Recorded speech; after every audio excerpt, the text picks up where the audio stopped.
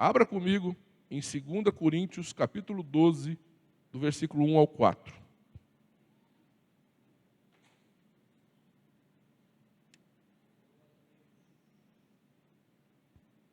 Agora, deixa eu fazer um parênteses aqui e voltar ao assunto. Mas o que eu mais tenho visto funcionar como prevenção nessa pandemia é oração, né? Rapaz, o que eu mais tenho visto como resultado preventivo nesta pandemia é a oração. Muito pode a oração do justo pela sua eficácia, diz a Bíblia, né? Quantas pessoas aqui, ó, que a igreja caiu de joelho, clamando ao Senhor, pessoas que já estavam entubadas, pessoas que estavam internadas, pessoas com mais de 80 anos, e todas estão vivas para a glória do Senhor Jesus. Então, a maior prevenção, sabe o que é, queridos? A maior prevenção não é você ficar em casa, não. A maior prevenção é você orar, dobrar teu joelho no chão, vir no tabernáculo, vir na igreja. A igreja fica aberta o dia inteiro, clame ao Senhor. Ore na tua casa também. É que muitas vezes a gente em casa fica meio preguiçoso. Mas ore em casa, ore aqui, clame ao Senhor, participe de um grupo de intercessão, porque o que tem salvado vidas é oração. O que tem livrado vidas. Quantas pessoas nós temos na igreja com mais de 80 anos que pegou Covid, foram entubadas, quase morreram, mas está tudo vivo, para a glória do Senhor Jesus. Sabe por quê? Poder da oração. A oração tem poder. Essa vale mais que ivermectina, hidroxicloroquina e tudo quanto é coisa que junto, a oração vale mais que tudo. Amém? Vamos abrir em 2 Coríntios capítulo 12, versículo 1.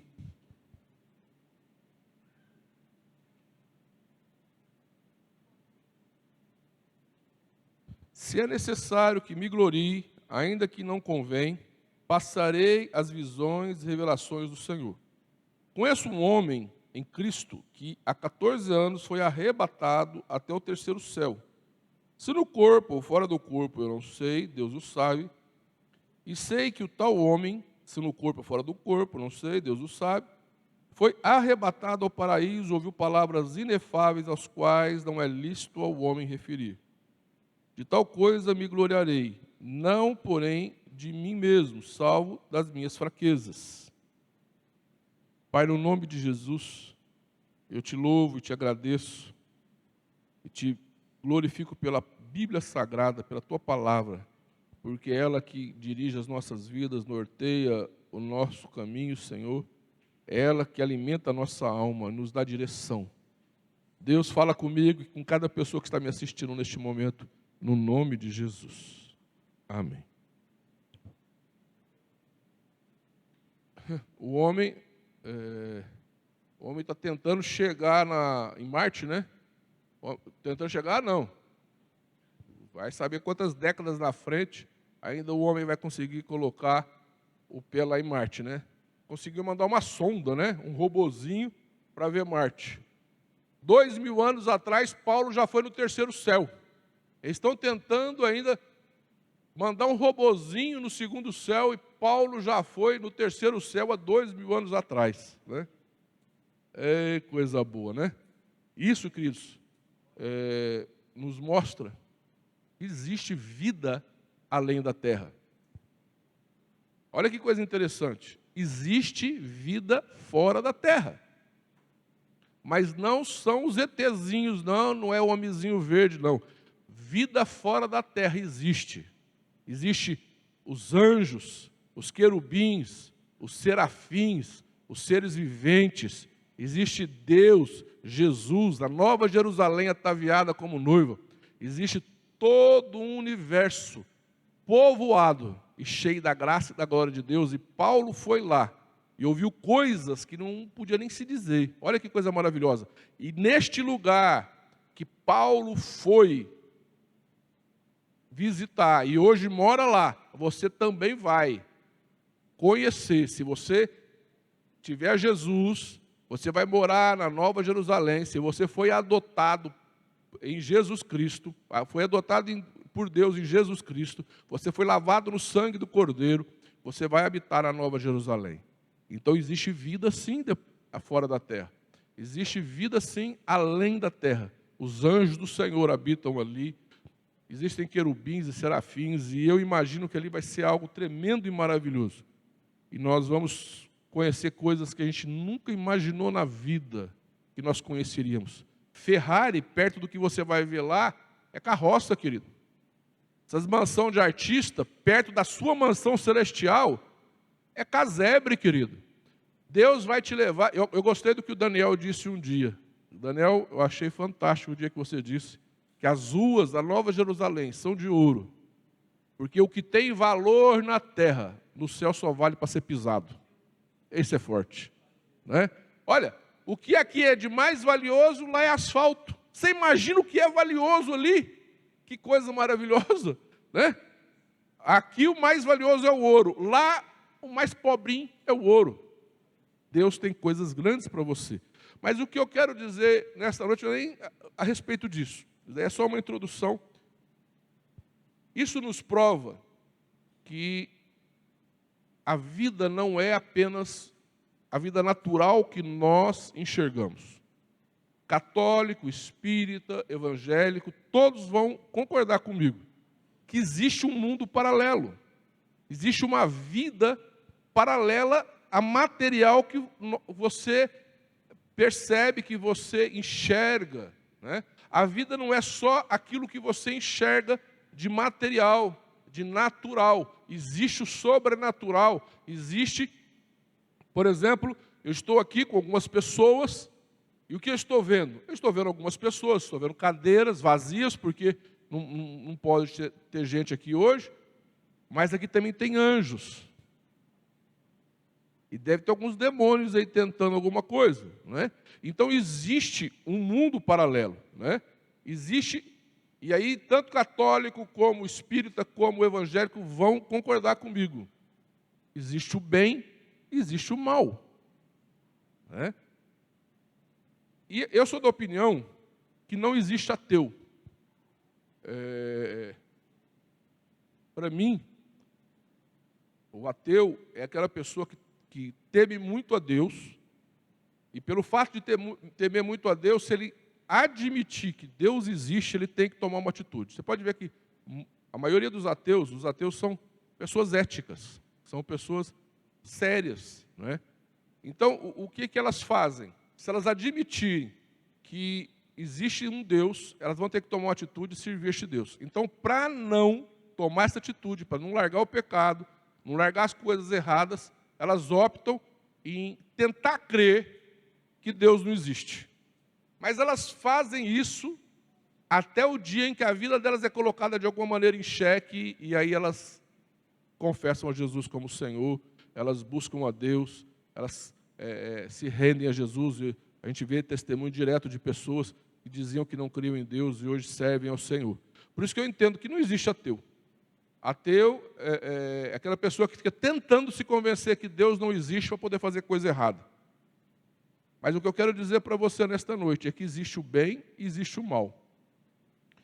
E aonde você está existem anjos e pode existir demônios. Que aonde você vai existem anjos e demônios. E um dia um pastor falou uma coisa que eu achei assim muito forte. Ele disse assim: Deus sonha com você. Deus tem sonhos e projetos para você. Mas o diabo também sonha com você, e o diabo também tem projetos para você. Isso me pegou de choque, me deu um choque, me pegou de surpresa. Porque eu falei, meu Deus, o diabo sonha comigo, o diabo tem projetos para a minha vida? Tem. Para a vida de todo mundo, da mesma forma que Deus planeja a sua vida e tem projetos para a sua vida. O diabo também, ele tem planos e projetos para você, e ele tenta te levar de todas as formas a pegar o caminho dele, de todas as formas a atrapalhar o caminho de Deus na sua vida. E queridos, entendam uma coisa. A palavra de Deus diz que Jesus veio, morreu na cruz para te salvar. E que o sangue dele te cobre e te guarda de todo o mal. Eu entendo que o Salmo 91 diz assim: aquele que habita no esconderijo do Altíssimo. Por que esconderijo? Para que esconderijo? Porque se não houver um esconderijo, o inimigo pode atacar a sua vida. Aquele que habita no esconderijo do Altíssimo e descansa à sombra do Onipotente. O diabo ataca a sua vida, o diabo tenta atacar a sua família, o diabo tenta atacar a sua casa, o diabo tenta atacar os seus projetos, o seu trabalho. O inimigo tenta de alguma maneira atrapalhar a sua vida. Por isso que existe um esconderijo. Por isso que existe um lugar para que você esteja escondido. Escondido do quê, querido? Escondido dos olhos do diabo. Escondido dos olhos de Satanás. E que esconderijo que é este? Para mim, é o sangue de Jesus que te cobre e te guarda de todo o mal. Em Colossenses 1,13, diz assim: e ele nos tirou do império das trevas e nos transportou para o reino do Filho do seu amor. Império e reino significa governo. Então, quando a Bíblia fala, e preste atenção que está no passado, quando a Bíblia fala que ele nos tirou, isso significa que lá na cruz, Jesus fez isso, e quando você aceita Jesus, entrega a sua vida a Jesus, quando você permite que Jesus entre na sua vida, e tem muita gente que fala assim para mim: pastor, mas para que isso? Eu amo Jesus, eu aceito Jesus desde pequenininho, desde criancinha. Não é bem assim, queridos. Entenda o que eu vou dizer. Jesus diz assim em Apocalipse: eis que estou à porta e bato. Se alguém abrir, eu entrarei e cearei com ele e ele comigo. Preste atenção. O máximo que Jesus chega até a sua vida é a porta do seu coração. Dali para frente, ele só vai fazer aquilo que você pedir, permitir e deixá-la fazer. Por quê? Porque Jesus não vai ferir o livre-arbítrio que ele criou e te deu. Ele te deu liberdade e você faz da sua vida o que você quiser. Jesus te deu liberdade, Deus te deu liberdade, e você faz da sua vida aquilo que você desejar, e Ele vai respeitar as suas decisões. Ele vai respeitar tudo aquilo que você decidir na sua vida. Por isso que não é Ele, mas é você que determina as coisas, não é Ele, mas é você que determina, é você que escolhe. E quando você escolhe abrir a porta e Jesus entra, Ele vem fazer morada na sua vida. E quando Jesus vem fazer morada na sua vida, a Bíblia diz que você passa a ser templo do Espírito Santo, porque Ele vem habitar em você, o Espírito Santo vem habitar em você, você passa a pertencer a Jesus. A Bíblia fala em Efésios que você é selado com o Espírito Santo. Então você ganha um selo, você ganha uma marca. Por que uma marca, pastor? Porque no mundo espiritual, quando os demônios olharem para você, eles vão ver uma marca em você e vai falar assim: nesse eu não posso tocar, porque ele é selado com o Espírito Santo de Deus. Você me entende? Que você vai ganhar uma marca, mas isso só acontece quando você pede, clama, para que Jesus entre na sua vida. Quando você entrega a sua vida a Jesus e fala: Jesus, entra na minha vida. Quando você faz isso, Ele vai então atender o seu pedido, vai entrar na sua vida e fazer morada na sua vida. Você me entende? Que aí o Espírito Santo começa a trabalhar na sua vida. Aí você é tirado do império das trevas e transportado para o reino do Filho do seu amor. Colossenses 1,13. O que significa isso? Que quando você aceita Jesus, quem passa a governar a sua vida é Jesus Cristo. Este mundo, Jesus disse, jaz no maligno. Quem governa este mundo e tudo que você está vendo no mundo, essa baderna, é toda governada, dirigida e administrada por Satanás. No mundo jaz o maligno. Mas quando você toma uma atitude, uma decisão, isso não é religião, religião nenhuma tem o poder de fazer isso. Isso é você e Deus. Você aceita Jesus, Jesus entra na sua vida. Dali para frente, você sai do império das trevas e quem governa a sua vida é Deus. Você não vai para o reino de Deus quando morrer. Você já está no reino de Deus. A partir do momento que você aceitou Jesus, você já passa a fazer parte do reino de Deus. Você é, a Bíblia diz, que é peregrino em terra estranha. Você não pertence a este mundo. Não é que você é fantasma. é que você é estrangeiro nesta terra. Você pertence ao reino de Deus. E Jesus falou que foi preparar morada para você. Por isso que você passa, então, a ser governado por Jesus Cristo. E o Espírito Santo habita em você. Mas, querido, preste atenção no que eu vou dizer para você. O fato de você fazer parte do reino de Deus, o Espírito Santo habitar em você, e você ser selado pelo Espírito Santo, não significa que você não vai ter problema nenhum mais com o diabo. Isso não significa que você vai estar assim, totalmente protegido, livre de qualquer ataque do inimigo. Não é bem assim.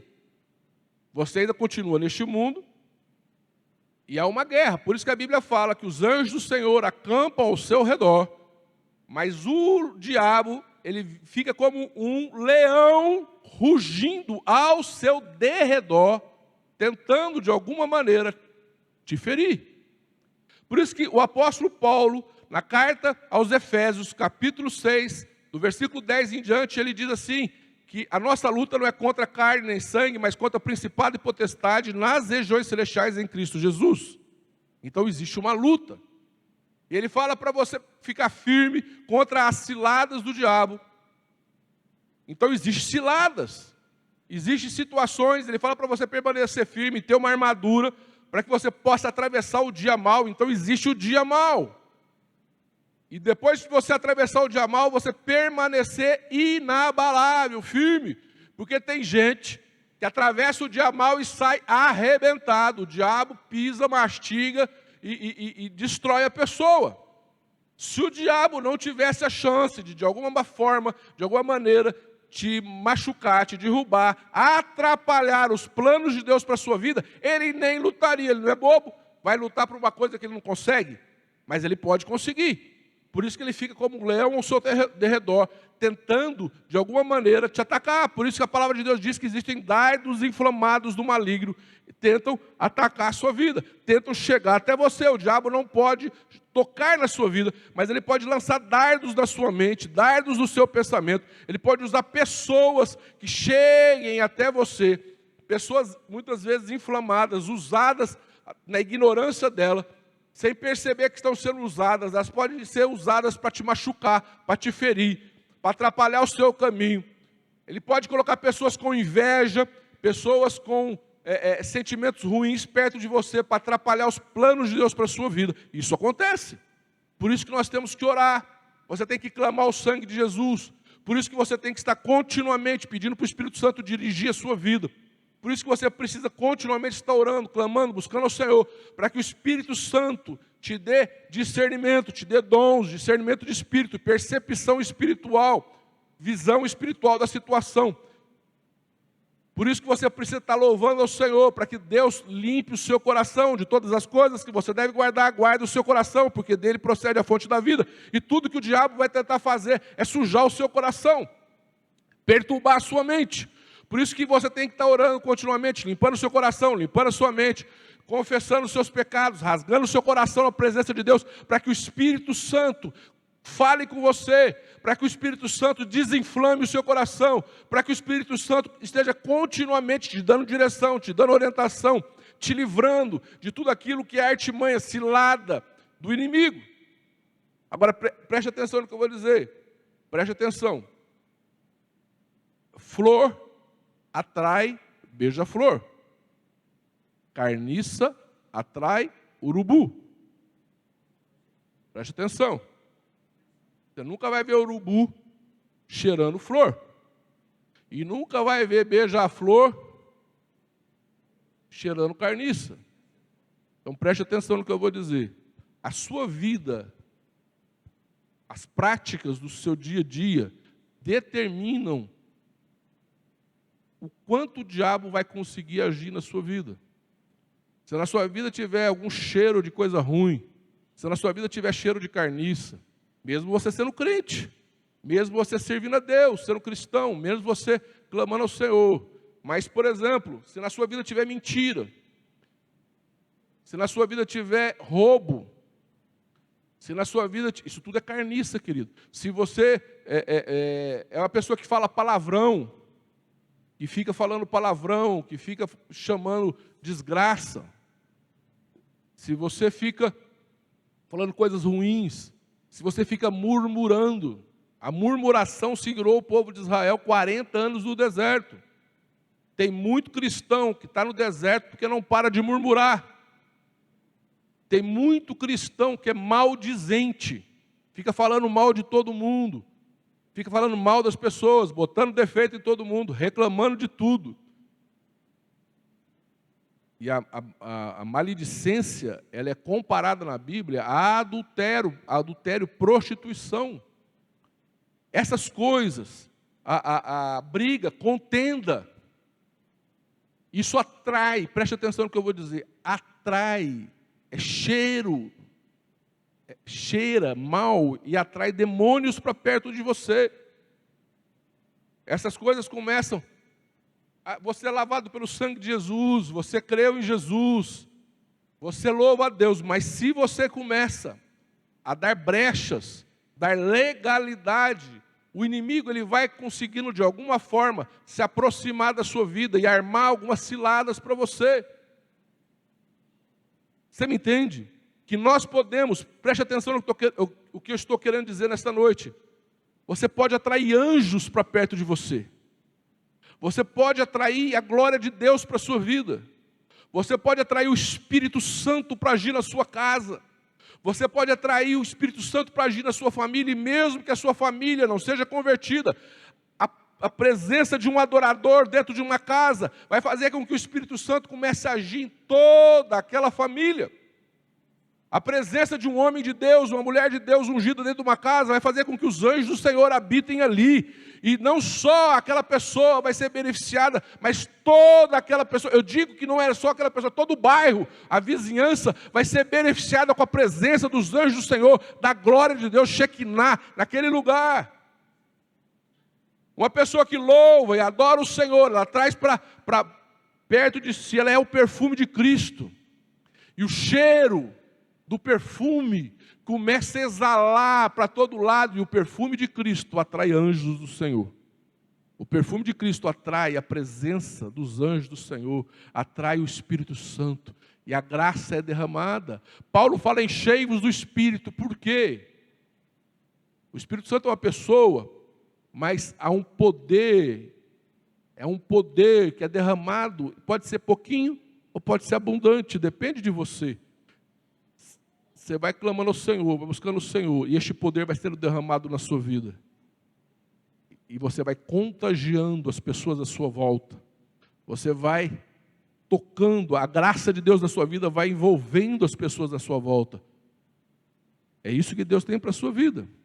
Mas se a gente começa a murmurar, se a gente começa a falar mal das pessoas, se a gente começa a ter inveja, raiva, rancor, se a gente começa a ter espírito de contenda, fofoca, briga, dissensão, isso vai atraindo o mal. Tem gente que fala que atrai energia negativa. Realmente, o diabo não tem energia positiva, é tudo negativo mesmo. A coisa é bem negativa.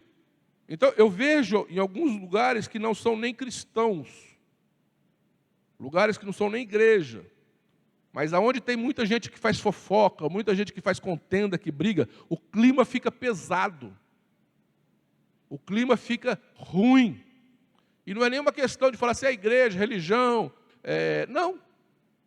Em alguns lugares que eu vou, as pessoas falam assim: pastor, o clima aqui é pesado, o clima aqui é ruim. Aí você vai ver ali, só tem intriga, briga, contenda, fofoca, inveja. Aí você fala: é muita energia negativa. É lógico, está cheio de demônio. Quando está cheio de demônio, a energia fica negativa. Agora você tem que entender, queridos, que Deus te chamou, não é para exalar energia negativa, não. Você foi chamado por Deus para exalar a glória, a graça de Deus. A energia positiva do Espírito Santo vai tocar nas pessoas. A energia positiva da glória de Deus vai vir sobre a sua vida. E vai, através da sua vida. Eu amo muito, eu gosto daquele versículo que fala assim: temos, porém, um tesouro em vasos de barro, né? agora eu não lembro direito, porque não está aqui na minha pregação, mas eu lembrei agora desse versículo. Temos esse tesouro que fala, é o pérbole. É uma palavra grega que fala, talvez o Lila que está aqui pode me ajudar, jogado para fora, né? Significa jogado para fora. Então você é um vaso de barro.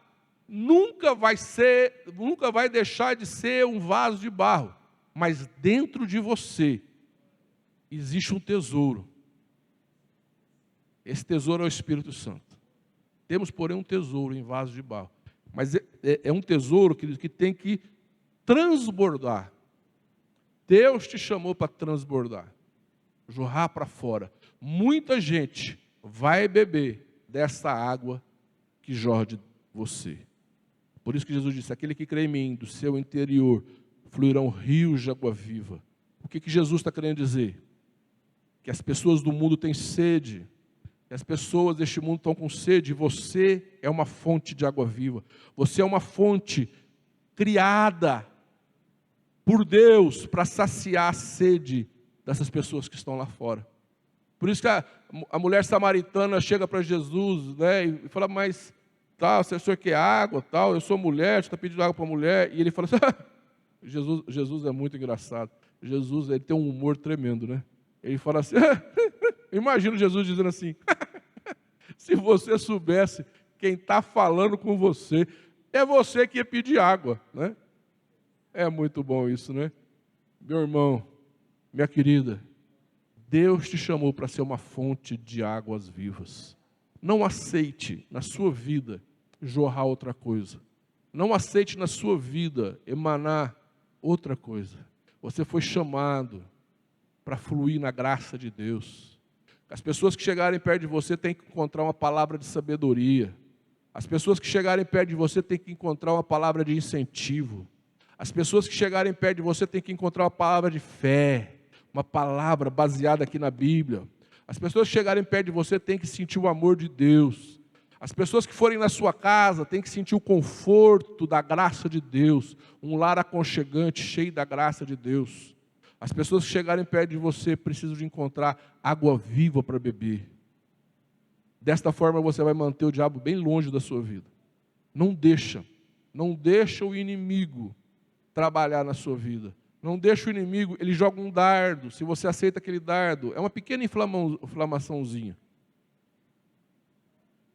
Ele vai jogar outro.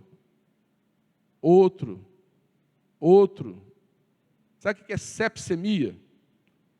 É infecção generalizada. Sepsemia é quando a pessoa está com o corpo inteiro, o sangue todo infeccionado. Tem crente que vai indo, chega num ponto que está com sepsemia espiritual. Está tudo inflamado.